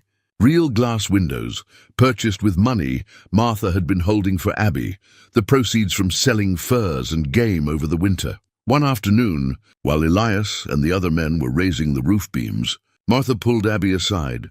"Got something for you," the older woman said. She handed Abby a wooden box. "Found this in the bank's storage. Belonged to your parents, papers and such. Thought you might want it. Inside were documents, the original deed to the land, a few letters, and a small leather pouch." Abby opened the pouch and found seeds, carefully saved, labeled in her mother's handwriting. Tomato, beans, squash, flowers. She was going to plant these come spring, Abby whispered, tears blurring her vision. "She told me about it that last morning. Said we'd have the prettiest garden in the valley." "Now you can," Martha said gently. "Plant them in her memory." So Abby did. While the men worked on the cabin, she prepared a garden plot near where her mother's had been. She worked the soil carefully, mixing in compost, creating rows. And as she planted each seed, she said a prayer for her parents, for all they'd lost, and for all they were building. Elias found her there at sunset, kneeling in the dirt, her hands black with earth. He sat beside her, and they watched the sun paint the sky in shades of orange and gold. "It's going to be beautiful," he said. "It already is," Abby replied. Over the following weeks, the cabin took form. Walls went up. The roof was shingled. Interior walls were framed. By late May, it was habitable, rough still, but solid and weatherproof. The day before they planned to move in, Elias took Abby's hand and led her to the front of the new cabin. "Look," he said, pointing. Above the door, someone had carved a sign, "Tate Boone Homestead." Abby turned to him, tears streaming down her face. "You did this?" "Jacob helped," Elias admitted. "Wanted your name first. This was your family's land, your legacy. I'm just honored to share it," Abby threw her arms around him. "It's our legacy now." Ours together. That evening they had a celebration. The families who'd helped with the building gathered for a meal, venison and vegetables, fresh bread, and even a cake Martha had baked. Children ran and played in the twilight. Adults sat around fires telling stories and making plans. Daniel Frost raised a cup. "To Abby and Elias," he said, "who stood up when others wouldn't, who reminded us all what courage looks like." "To Abby and Elias," the others echoed. Later, when the guests had departed and they were alone, Elias turned to Abby. "There's one more thing," he said. He pulled a folded paper from his pocket. "I rode to Silver Ridge yesterday and spoke with Reverend Matthews. If you're willing, he'll marry us here on your family's land next Sunday. Abby looked at the marriage license, her hands shaking. Everything was moving so fast, and yet it also felt like they'd been building toward this moment since the day they met. I don't have a dress, she said, then laughed at herself. Of all the practical concerns, that's what she thought of. You could wear a feed sack and you'd be beautiful, Elias said seriously. But Martha mentioned she has her daughter's wedding dress stored away. If you wanted, yes, Abby interrupted. Yes to all of it. Yes to marrying you, yes to building this life, yes to everything. Elias pulled her close and kissed her, slow and sweet and full of promise. When they pulled apart, he rested his forehead against hers. I never thought I'd feel this way again, he admitted. Happy, hopeful, like the future was something to look forward to instead of just survive. Me either, Abby whispered. But here we are, he agreed. The following Sunday dawned clear and warm. Wildflowers bloomed across the meadow, and the garden Abby had planted was beginning to show tiny green shoots. The new cabin stood solid and true, smoke rising from its chimney where Martha and Sarah were preparing food. Abby dressed in the borrowed wedding dress, simple white cotton with delicate embroidery at the collar and cuffs. Martha had altered it to fit, and it was perfect. She wore her mother's locket and the beaded bracelet Elias had given her. Her hair was braided with wildflowers woven through it. When she stepped outside, Elias was waiting, wearing his best clothes, clean trousers, a pressed shirt, a vest Jacob had loaned him.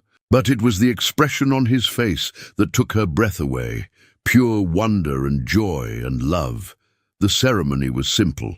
Reverend Matthews spoke about loss and healing, about building new lives from the ashes of old ones. He talked about courage and partnership and love that endures. When it came time for vows, Elias spoke first.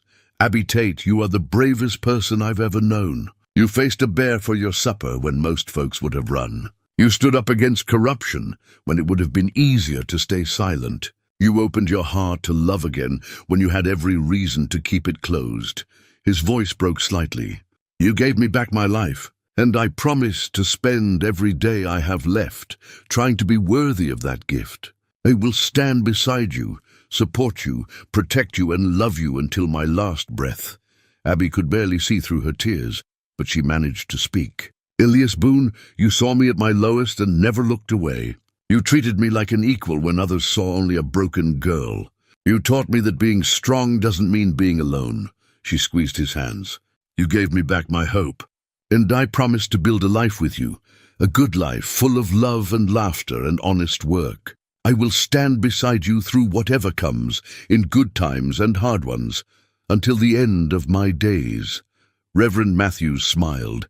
Then by the authority vested in me by the territory, I pronounce you husband and wife. Elias, you may kiss your bride.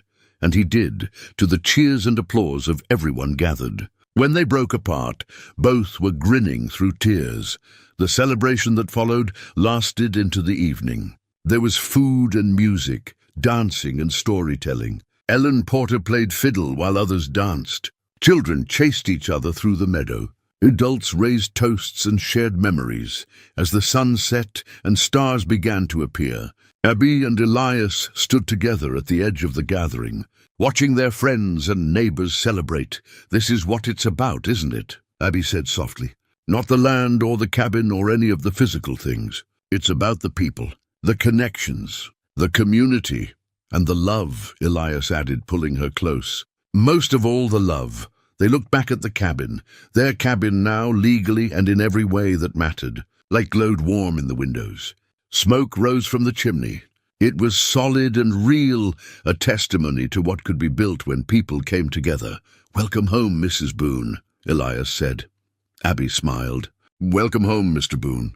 And there, under the vast Montana sky, surrounded by friends and standing on land, soaked in both tragedy and hope, two people who'd lost everything began their new life together, not by forgetting the past, but by honoring it and choosing to build something beautiful in spite of it. The mountains stood eternal behind them, silent witnesses to a love forged in hardship and sealed in hope. Two wounded souls had found each other in the wilderness. and together they'd found the strength not just to survive, but to truly live. And that, Abby thought as she rested her head against Elias's chest and felt his arms tighten around her, was the greatest victory of all. 3 months had passed since the wedding, and summer had settled over the homestead like a blessing. The garden Abby had planted from her mother's seeds had flourished beyond expectation. Tomatoes hung heavy on their vines. Bean plants climbed sturdy poles. Squash sprawled across the ground, their broad leaves shading the earth. And everywhere, in borders around the vegetables, in patches by the cabin, along the fence line, flowers bloomed in riots of color.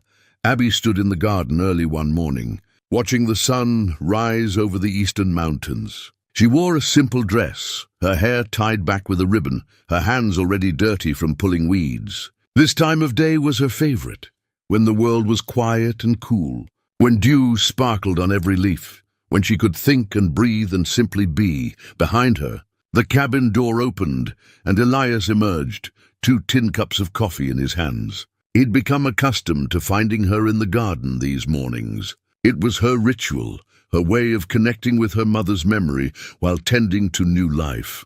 "You're up early," he said, handing her a cup. "Couldn't sleep," Abby admitted. "Too much to think about. Good thinking or worry thinking?" Elias asked, settling beside her on the garden bench he'd built. "Both," Abby said. She gestured to the garden, the cabin, the land stretching around them. "Sometimes I can't believe this is real, that we actually did it, rebuilt everything, made it better than it was before. Other times I'm terrified something will happen to take it all away again." Elias understood. They'd both lived through loss so profound it had reshaped them. The fear of losing again never fully disappeared. It just became something you learned to live with, like an old injury that ached when storms came. "Nothing's guaranteed," he said honestly. "Bad things can happen to good people. We both know that better than most." He took her hand, threading his fingers through hers. "But we also know we're stronger together than apart. Whatever comes, we'll face it the way we've faced everything else, standing up, not backing down." Abby squeezed his hand, drawing strength from his steady presence. "I love you," she said simply. "I love you too," Elias replied. They sat in comfortable silence, drinking their coffee and watching the day begin. In the distance, they could hear cattle lowing, the small herd they'd started building. Closer, chickens clucked and scratched in their coop. A horse whinnied from the corral. The homestead was alive again, thriving. It wasn't just a place of survival anymore, it was a home. Later that morning, they rode into Silver Ridge for supplies. The town had changed in the months since Brennan's arrest. A new sheriff had been appointed, a good man named William Cross, who actually cared about justice. Several businesses that had been struggling under Brennan's corrupt taxation were flourishing.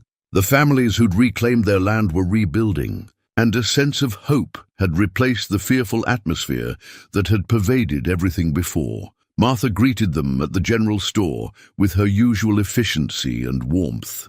"Got a letter for you," she said, handing Elias an envelope. "Came in yesterday's post." Elias opened it and read quickly, his expression shifting from curiosity to surprise to something Abby couldn't quite identify. "What is it?" she asked. "It's from Marshal Harrison," Elias said slowly. "He's been appointed to a new position, head of territorial law enforcement reform. He's asking if I'd consider working as a consultant, helping train new sheriffs and marshals in proper procedures and ethics." That's wonderful," Abby said, though her heart clenched slightly at the thought of Elias leaving for extended periods. But Elias was shaking his head. "I already know my answer. No." "Why not?" Abby asked. "It's important work and you'd be good at it, because my place is here," Elias said firmly. "With you. Building our life. I spent 5 years alone in those mountains, and I'm not spending another day away from you unless absolutely necessary." Abby felt warmth flood through her chest. "You could do both," she suggested. "Take on a few assignments, teach some workshops. Come home between them. I'd manage fine on my own. I did before. But you shouldn't have to," Elias countered. "And neither should I." They discussed it more over lunch at Sarah Chen's restaurant she'd reopened with money. From selling her reclaimed land and was making a good living feeding hungry townsfolk and travelers. Eventually, they reached a compromise. Elias would take on occasional consulting work, but never for more than a week at a time, and never during critical farming seasons. As they rode home that afternoon, Abby felt content. This was partnership, compromise and communication, supporting each other's growth while maintaining the foundation they'd built together. The summer passed in a rhythm of work and reward. They harvested their first crops and sold the surplus in town. They added to their cattle herd and began breeding horses. Elias took 2 short trips to help train new lawmen, and each time he returned, Abby met him with relief and joy. Other families visited regularly. Jacob and Ellen Porter had fully rebuilt their ranch and often hosted community gatherings. Sarah Chen's children treated Abby and Elias like favorite aunt and uncle. Daniel Frost had started teaching again, this time in a school the community had built together. The frontier was still hard, still unforgiving at times, but it was no longer lonely. They'd built something more than just individual homesteads. They'd built a community based on mutual support and honest dealing. One evening in late August, Abby was canning tomatoes when she felt Elias's hands on her shoulders. She leaned back against him, comfortable and easy in his presence. "I have news," she said, her heart fluttering with nervous excitement. "Good news." "I hope," Elias said. "I think so." Abby turned to face him. "I'm pregnant." For a moment, Elias simply stared at her. Then his face transformed, joy and wonder and the flicker of fear all mixed together. "Are you sure?" "As sure as I can be. I went to see Doc Morrison in town yesterday. He confirmed it. We're going to have a baby, Elias, probably in early spring." Elias pulled her into his arms, holding her so tightly she could feel his heart racing against her chest. When he pulled back, there were tears on his weathered cheeks. "I'm terrified," he admitted. "After what happened with Sarah and James, I know," Abby said gently. "I'm scared too. But Doc Morrison says I'm healthy and strong, and we're not facing this alone. We have friends, community, help when we need it." Elias nodded, wiping his eyes. "A baby," he said wonderingly. "Our baby." He placed his hand gently on her still flat stomach. "I promise to protect you both, to be the best father I can be." Abby kissed him, stopping the flow of promises. "I know," she said when they parted. "I know you will, because that's who you are." That night they lay in bed talking about the future, names they liked, whether they'd need to add onto the cabin, how to prepare for a baby in a frontier homestead. They spoke of hopes and fears, dreams and practical considerations. "Your parents would be proud," Elias said softly, "of everything you've built, everything you've become." Abby touched her mother's locket, which she still wore every day. "I hope so. I hope they can see somehow that their death wasn't the end of the story, that something good came after. Something beautiful came after," Elias corrected. He pulled her close, his hand resting protectively over where their child grew. "And it's only the beginning." As Abby drifted towards sleep, safe and loved and hopeful, she thought about that night so long ago when she'd lost everything, how she'd stood at the ashes of her life and chosen to keep walking. She thought about facing that bear, about refusing to back down even when every instinct screamed at her to run. She thought about Elias riding into Silver Ridge, looking for someone who understood what it took to survive. How he'd seen her, really seen her, when others saw only a wild woman who'd lost her way. She thought about the hard work of rebuilding, the courage of standing against corruption, the slow, steady building of trust and love. And she realized that her mother had been right about so many things. That beauty could be found in small moments. That kindness mattered even when it was hard. That love, real love, wasn't about grand gestures. It was about choosing each other every day in 1,000 small ways. The wilderness had taken so much from her, but it had also given her something precious, the knowledge that she was strong enough to survive anything.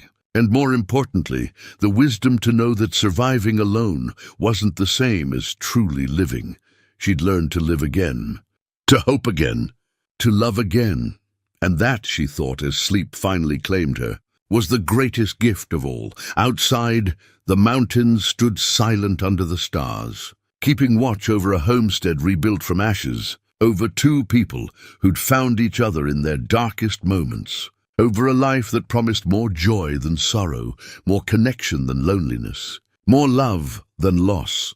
The story that had begun with destruction had transformed into something beautiful, a testament to resilience, courage, and the power of two hearts choosing to heal together. And in the spring, when their child was born healthy and strong, when Abby held her daughter for the first time and saw Elias's face shine with wonder and relief, she named her Hope, because that was what they'd found in each other, and what they would pass on to the next generation. The unshakable belief that even after the darkest night, morning comes. Even after the greatest loss, life continues. And even when you think you've lost everything, you might just find something worth more than anything you had before.